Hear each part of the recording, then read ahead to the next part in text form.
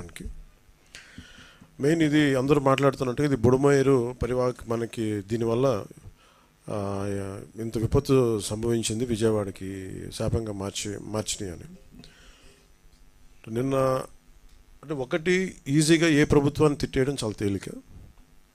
గతంలో కూడా చూస్తే మనం పోయినసారి కూడా వైసీపీ ప్రభుత్వం ఉన్నప్పుడు ప్రత్యేకించి నేను చాలాసార్లు మాట్లాడినప్పుడు చాలా ఒక నియమాలతో నియంత్రణతోనే మాట్లాడేవాడిని. అలాగే మీ దృష్టికి ఏం తీసుకొస్తున్నానంటే బుడమేరు పరివాహక ప్రాంతంలో దాదాపు 90% ఆక్రమణలు ఉన్నాయి. ఈ ఆక్రమణలే బుడమేరుకి మన విజయవాడకి శాపంగా మార్చేసినవన్నీ. ఇప్పటికీ కొన్ని ప్రాంతాల్లో ఆక్రమించిన ఇళ్ళు ప్రాంతాల్లో ఇల్లు నిర్మించారు. తర్వాత నిర్మించిన ఇళ్ళకి అవుట్ఫుల్ డ్రైన్స్ లేకపోవడం, వరద ఎటు వెళ్తుందో తెలియక అది విజయవాడ సగం నగరాన్ని వరద నీరుతో ముంచెత్తేసింది.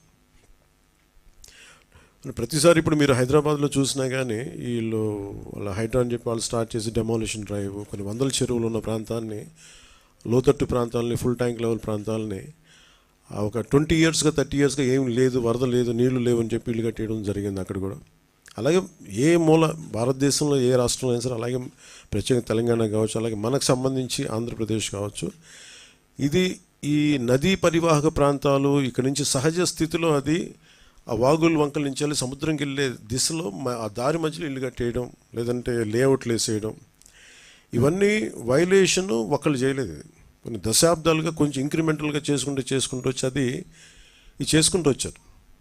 ఇది కూడా మేము అడ్డగోలుగా కూర్చోబెట్టి ఇది వైసీపీ ప్రభుత్వం మాటలు కాకపోతే వాళ్ళు చేసి ఉండాల్సింది. ఎంతో కొంత ఒక ప్రయత్నం కూడా చేయకుండా ఇలాంటి పరిస్థితుల్లో ఇంత సమర్థవంతంగా ఆ వయసులో ఆయన